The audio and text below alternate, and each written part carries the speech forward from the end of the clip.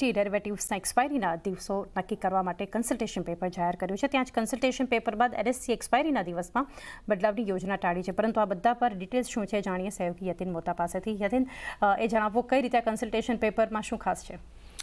Good morning. અને સેબીના consultation પેપરની વાત કરીએ તો ડેરિવેટિવ્સ ઉપર સખત કદમ જે છે એ સેબીએ ઉઠાવ્યા છે અને ક્યાંક ને ક્યાંક NSEએ જે ફેરબદલ કર્યા છે એક્સપાયરી ડેને લઈને અને નવા એક્સચેન્જોને આવીને ડેરિવેટિવ કોન્ટ્રાક્ટ્સ લોન્ચ કરવાના છે તેને ધ્યાનમાં રાખીને સેબીએ કન્સલ્ટેશન પેપર કાઢ્યો છે, જેના અંદર ઇક્વિટી ડેરિવેટિવ્સની જે એક્સપાયરી ડે છે તેને કોન્સ્ટન્ટ કરવામાં આવે અક્રોસ ધ એક્સચેન્જીસ.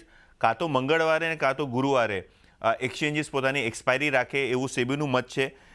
જે કન્સલ્ટેશન પેપર છે તેમાં કીધું છે ક્લિયરલી કે જે સોમવાર અને શુક્રવાર છે ત્યાં કોઈ પણ પ્રકારની એક્સપાયરી એક્સચેન્જ ન રાખે. તેની સિવાય એક્સચેન્જનું જે મુખ્ય ઇન્ડેક્સ છે તેના ઉપર વીકલી એક્સપાયરી કરે અને તેમાં મંગળવાર કે ગુરુવારની આસપાસ જ આ એક્સપાયરી કરે તેવું સેબીનું મત છે.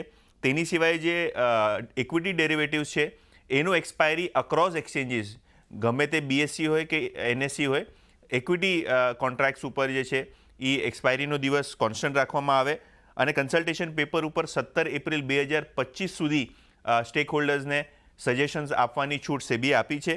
ઓબ્વિયસલી સેબીનું જે એક્શન થયું છે તેના બાદ NSEનું બી એક આપણે ઝુકાવ જોયું છે. NSEએ એક્સપાયરી ડેના પોતાના જે ફેરબદલના સર્ક્યુલર્સ છે તેને પાછા લીધા છે. તમે જાણો છો કે 4 એપ્રિલ બાદ NSE પોતાની વીકલી એક્સપાયરી સોમવારે રાખવાની તૈયારી કરી રહ્યું હતું અને જેના કારણે BSEના શેરમાં બી આપણે થોડું બહુ પ્રેશર જોયું હતું અને હવે NSEએ આ પર્ટિક્યુલર સર્ક્યુલર પાછો ખેંચ્યો છે.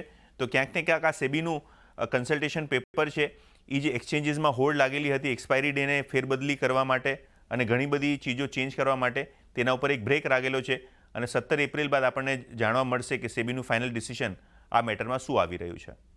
જી યતિન, આભાર આપનો.